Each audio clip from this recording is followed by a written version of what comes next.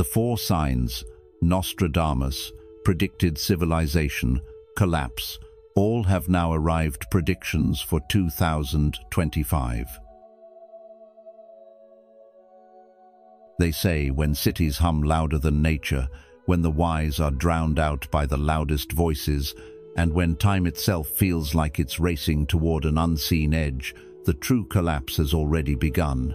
Hidden within the folds of history, Nostradamus wove four chilling signs into his ancient prophecies, not just distant predictions, but stark warnings, meant for a future that looks very much like our present. And here we are, in 2025, watching each of these signs come alive around us. But what if I told you? The fourth and final sign, the one that marks the point of no return, has just arrived. Before we dive deeper, take a moment to like, share, and subscribe to The Journey of Wisdom. Not just to support this space, but because once you hear what's unfolding, you may find your understanding of the world forever changed. And if you're ready to explore the deeper truths beneath the headlines, stay with us till the very end. You'll need the whole picture to grasp what lies ahead. Number 1. The prophecy is unfolding. Under the dim, flickering glow of candlelight in 16th century France, a man named Michel de Nostradamus, whom history remembers as Nostradamus, sat quietly with quill in hand, capturing visions of a distant future in cryptic verse. To many of his contemporaries, he was a poet lost in abstract riddles. To others, a mystic peering through the fog of time. Yet, within the tapestry of his writings lies a thread that few recognized until Noah, collection of 4 separate quatrains, scattered and unconnected in his vast work, that when pieced together reveal a chilling sequence. These were not whimsical prophecies about trivial matters. They read as a warning, a precise countdown of signs that, once fully manifested, would signal the unraveling of civilization as we know it. For centuries, these quatrains were dismissed as fragmented poetry, their meaning obscured by time and translation. But in recent years, as the world has grown more unstable, marked by wars flaring across regions once thought peaceful, financial systems teetering on the brink, and technology advancing faster than our wisdom can guide, its scholars revisited these verses with fresh eyes. What they found was sobering. Each of the 4 signs described had now materialized, not as vague metaphors, but in forms that eerily match our present reality. This convergence is not mere coincidence. The ancient countdown, it seems, has already begun to toll. This realization casts a long shadow over our modern lives, yet it also offers a moment of profound reflection. We live in an age where conflict between nations dominates headlines, economies swing wildly under the weight of debt and inequality, and digital innovations disrupt human connection as much as they foster it. As we stand at this critical juncture, understanding these 4 prophetic signs becomes not just an exercise in curiosity, but a vital lens through which we can interpret the world around us. Each sign carries profound implications for the way we live, the choices we make, and the future we are collectively shaping. In the next section, we will explore in detail the 4 signs Nostradamus foresaw, how they have manifested in our modern world, and what they may reveal about the path that lies ahead. Let us proceed with open minds and thoughtful hearts. Number 2. 4 signs Nostradamus predicted. 1. The rise of AI and machines. Let's explore the first sign Nostradamus predicted for the collapse of civilization, the rise of AI and machines. In Century 1 of Quatrain 46, Nostradamus wrote, "The great engines shall speak unto man, their tongues of fire echoing in iron halls. When man heeds not his brother's pain, the silence shall be broken by thunderous call." For centuries, this cryptic verse left scholars puzzled. What were these engines of Babel? in a time when even electricity was beyond imagination. Now, in our modern world, the meaning has become chillingly clear. Today, we are surrounded by machines that do not merely serve us, they speak to us. From the smartphones in our pockets to the chatbots influencing what we believe, buy, and vote for, artificial intelligence is no longer just a tool. It has become an ever-present, voice-persistent, persuasive, and deeply integrated into our lives. Think about this. When you scroll through your favorite app or watch a recommended video, who is really deciding what you see? Behind the scenes, complex algorithms, these modern engines, are shaping your experience, nudging your thoughts, and often reinforcing your biases. They whisper quietly at first, but their influence grows louder with each click and each interaction. Data centers across the globe, burning with ceaseless computation, may well be the tongues of fire Nostradamus described. These iron fortresses process unfathomable amounts of data, consuming vast amounts of energy, and in doing so, they have become the silent architects of modern society's digital landscape. Yet, as these machines grow more powerful, what is happening to our humanity? Nostradamus warned that when man heeds not his brother's pain, the machines will thunder in response. Are we not seeing this unfold before our very eyes? In a world where conflicts rage in Ukraine, Gaza, Taiwan, Sudan, the digital realm seems eerily detached. AI continues to drive engagement and profit, often amplifying division rather than fostering empathy. The global flow of information is shaped not by compassion, but by what will generate the most clicks, the most outrage, the most profit. Have we begun to ignore the real suffering of our fellow humans in favor of a curated, algorithm-driven reality? Ask yourself, are we listening more to machines than to each other? Every day, we entrust AI with more responsibility, from deciding the news we consume to influencing elections. The line between truth and manipulation blurs as these silent engines continue their march, indifferent to the values that once held our societies together. Nostradamus's vision was not just a poetic warning, it was a call to awareness. The thunderous call he spoke of may not be a literal sound, but the growing unrest, confusion, and disconnection we feel as AI shapes more of our world. So what can we learn from this? The lesson is both simple and profound. Technology must serve humanity, not the other way around. We must remain mindful of how we engage with these powerful tools, striving to use them to uplift rather than divide. Let us not lose sight of compassion and connection in the face of convenience and control. The rise of AI is a reminder that progress without wisdom can lead us away from the very values that make us human. As you reflect on this, I invite you to consider, how can we ensure that, even in a world dominated by machines, we continue to honor the pain, dignity, and worth of every human being? 2. Food crisis. Now, let me share with you the second chilling sign that Nostradamus warned us about, the looming food crisis. In Century 3, Quatrain 11, he wrote, "The fields shall stand golden and proud, yet none shall reap. The price of bread shall rise higher than silver, and men shall trade blood for flour. The feast shall become famine in the time of plenty." At first glance, these words might sound like distant poetry, the ramblings of a mystic, but today they echo a reality that is unfolding right before our eyes, and I invite you to reflect on this with me. Across the globe, the cost of food is skyrocketing.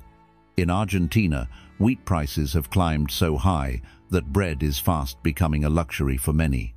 In parts of Africa, where even small fluctuations can mean the difference between survival and hunger, grain shortages are sparking civil unrest. And perhaps you too have felt this closer to home, whether in the US, Europe, or other developed countries. Grocery bills are quietly draining the wallets of everyday families. What once felt secure, the simple act of putting food on the tableau, weighs heavy with uncertainty. But why is this happening? The global food supply chain, once a symbol of human cooperation and progress, is now unraveling under the strain of multiple crises. War plays its cruel hand. Ukraine, long called the breadbasket of Europe, now sees its fields scorched and its harvests disrupted. Climate change, too, is no longer a distant threat. It is here, now. Droughts are devastating crops across the American West and Europe alike. Meanwhile, corporate monopolies control vast segments of agricultural production and distribution, driving up prices not for the benefit of farmers or communities, but for profit. And even as some supermarket shelves still appear full, the deeper issue is access. Consider this. India has restricted rice exports to protect its own supply, but this decision ripples outward, deepening shortages in countries that depend on that rice. Meanwhile, the disparity grows. While some can afford organic produce and artisanal bread, others now face the grim choice between paying rent or buying food. We are witnessing a shift where hunger is no longer merely about physical scarcity. It has become a crisis of inequality. If you've watched this far, you're already on the path to understanding the signs that could shape the future of our civilization. Comment below with "Awakened Journey" to affirm your awareness and readiness for what's to come. Don't go anywhere, there's still more crucial insight ahead in this video. Stay until the end to uncover what these predictions could mean for you and the world in 2025. 3. Toxic skies and mental health crisis. In Century 9, Quatrain 83, Nostradamus wrote, "The wind shall blow not with breath but with red poison upon lands where the sun once kissed kindly. The cloak shall fall upon man and beast alike, and sleep shall flee from their eyes for years." For centuries, many interpreted this haunting prophecy as a warning of chemical warfare or biological agents. Yet, as we look at today's world with fresh eyes, a chilling new understanding emerges that speaks directly to the air we breathe and the state of our collective mind. Across vast regions of Asia and North America, we now witness skies turned a deep, unsettling red. Wildfires raging across Canada, California, and even parts of Europe have blanketed cities and countrysides in toxic smoke, forcing millions to stay indoors. Once vibrant skies, under which families strolled and children played, have become ominous reminders of our fragile environment. The Amazon rainforest, once revered as the Earth's lungs, now exhales thick clouds of smoke, its breath tainted, its vitality fading. And with this poisoned air comes a surge in respiratory illnesses, many of which are stubborn, unexplained, and devastating. Doctors report alarming spikes in conditions that linger long after the smoke clears, reminding us that the red wind is not just a passing storm, but a harbinger of long-term suffering. Yet Nostradamus's words reach deeper than mere physical affliction. The cloak of red that falls upon both man and beast speaks to another crisis zone that invades the mind and spirit. We live in an era marked by relentless anxiety and burnout. Our modern lives, already pressured by constant connectivity, are now further strained by an environment that feels hostile and uncertain. The toxic skies mirror a psychological atmosphere that is just as suffocating. Many find themselves trapped in cycles of sleepless nights, endlessly scrolling through news of disaster, climate change, and societal collapse. This mass insomnia is not merely a medical condition, it is a symptom of a civilization that cannot rest, that has forgotten how to breathe deeply and live fully. The red cloak hangs heavy over our hearts, fostering a persistent sense of doom and helplessness. But even in this bleak landscape, there is space for wisdom and action. Buddhist teachings remind us of the impermanence of all things, both suffering and joy. We must first acknowledge the reality of our situation without turning away. Yes, the skies are toxic, and yes, the mind is weary. Yet within each breath lies an opportunity to cultivate mindfulness and resilience. Instead of surrendering to endless worry, we can choose to create small islands of peace in our daily lives. Limiting exposure to negative media, practicing deep breathing, spending mindful moments with nature. These acts, though simple, can lift the cloak bit by bit. 4. Collapse of institutions. We now arrive at the fourth and perhaps most unsettling sign that Nostradamus is believed to have foreseen the collapse of the very institutions that have long held civilization together. In Century 10, Quatrain 72, he writes, "The anchor shall lift from the earth, and the old world shall drift into shadow.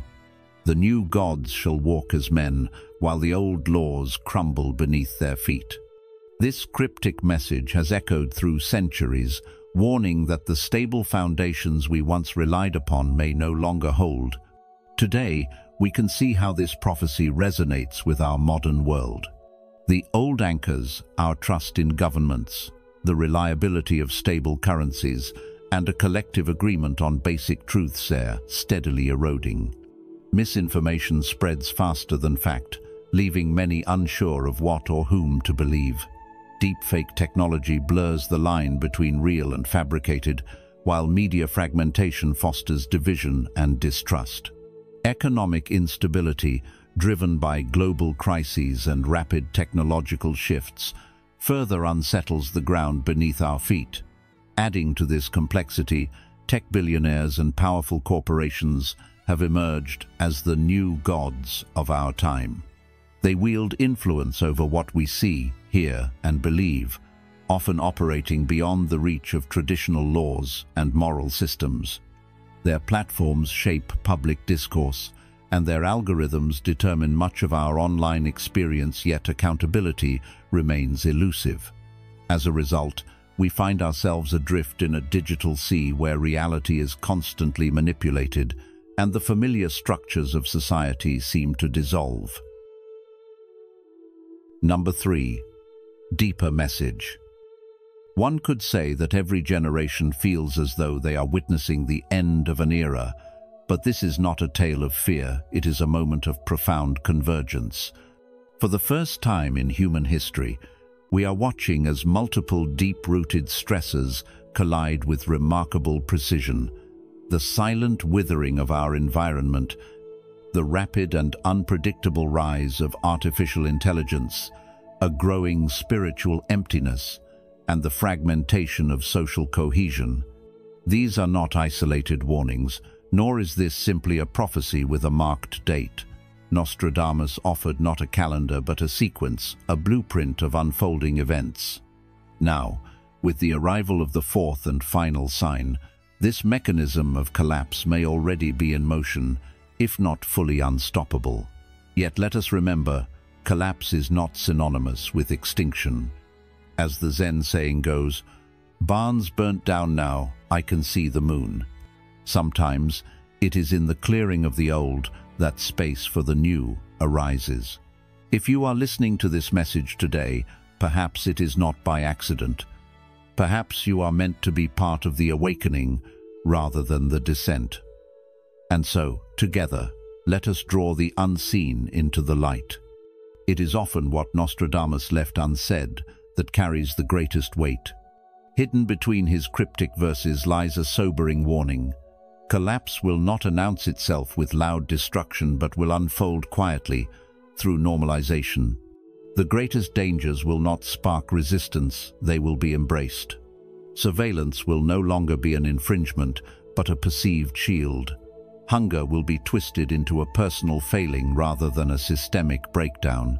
And war, draped in new language, will masquerade as peacekeeping. In this silent shift, truth itself will not be obliterated but diluted until unrecognizable. This is the true path of civilizational decline, not marked by sudden ruin, but by the slow, creeping indifference of the masses. As the Buddha taught, 3 things cannot be long hidden: the sun, the moon, and the truth. Yet when truth is so diluted that it slips through our fingers unnoticed, it is as if we have chosen to live in shadows. If we forget this, we risk stepping willingly into a future that quietly erases our essence, leaving behind only a hollow shell of what once was. Still, all is not lost. Nostradamus spoke, if only briefly, of a silent minority, those who would carry forward the ancient wisdom amid the noise. In scattered lines, he alludes to those who hear the wind but do not bend, the guardians of a vital ember. Perhaps that is us, those who still question, who still remember, who still look beyond the shimmering illusions of control and comfort. In this, there is profound hope. Civilization, in its current form, may be faltering, but humanity need not follow. The systems built upon deception and manipulation may crumble, and perhaps they must, so that we may rediscover who we were before the noise, before the signs. As Lao Tzu wisely said, new beginnings are often disguised as painful endings. It is in these painful endings that the seeds of a new way of being may quietly germinate. Standing at this pivotal crossroads, we are each faced with a vital question. What role will we choose to play? Will we be passive spectators, watching the unraveling from the sidelines, or will we step forward as active participants in a deeper transformation? The 4 signs given to us were not meant to instill fear, but to spark preparation. And such preparation does not begin with stockpiling goods or building walls. It begins within, with awareness, with clarity of mind, with the courage to face uncomfortable truths. As the Dalai Lama reminds us, a disciplined mind leads to happiness, and an undisciplined mind leads to suffering. In these uncertain times, cultivating discipline of thought and heart becomes our greatest preparation. We must not only stay awake, but stay compassionate, connected, and clear. As the old world shifts and trembles, let us walk this path with wisdom and courage, remembering that beyond collapse lies the potential for renewal, if only we dare to carry the ember forward. You've made it this far because you sense the winds of great change. Comment "Prepared Journey" below to show you're ready to face the truths of our time. The most revealing insights are still ahead. Stay with us until the end to fully grasp what Nostradamus foresaw for 2025 and beyond. What we must do now, keeping the flame of wisdom alive. You may be wondering, if these 4 signs have truly arrived, is there anything left for us to do? Or are we simply destined to watch this collapse unfold? This is where we must pause and reflect deeply.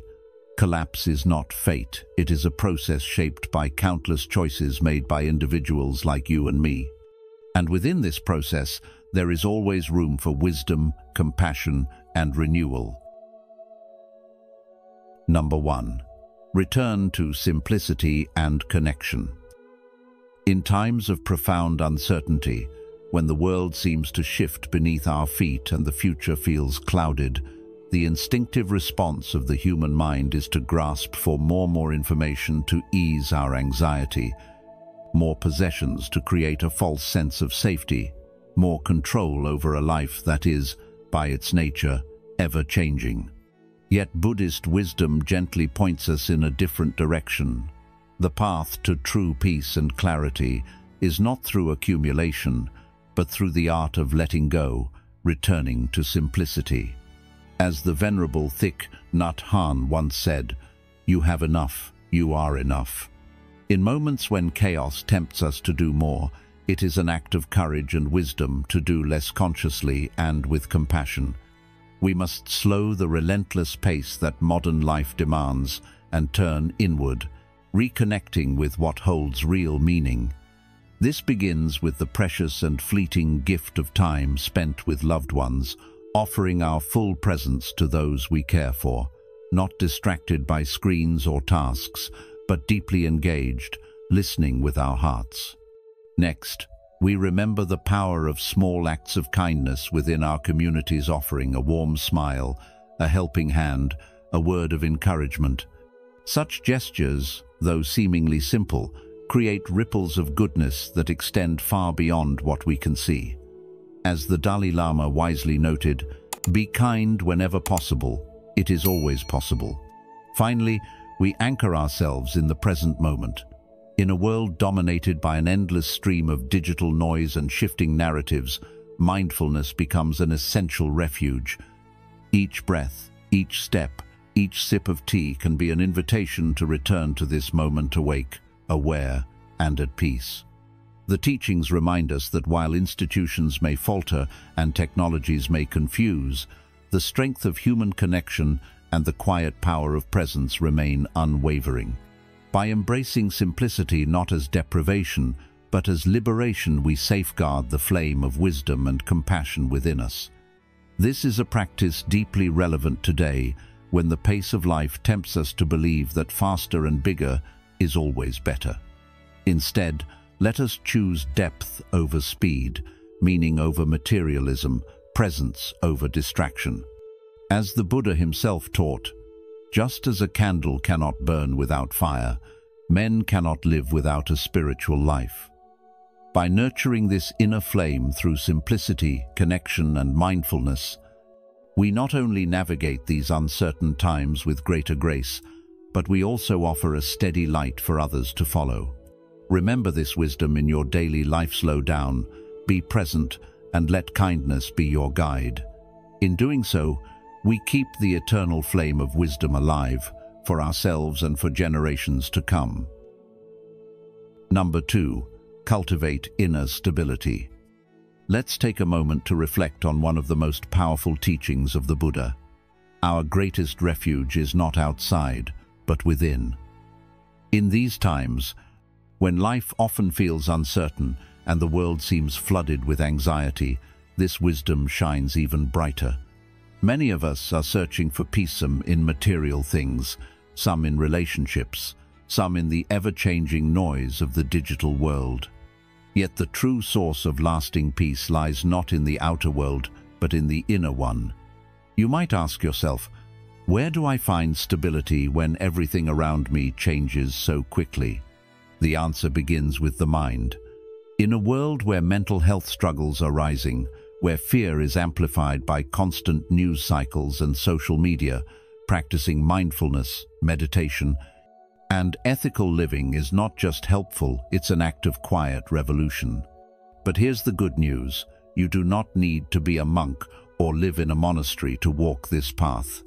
Inner stability is something we can all cultivate, right here, right now, in the middle of our busy lives. Start small.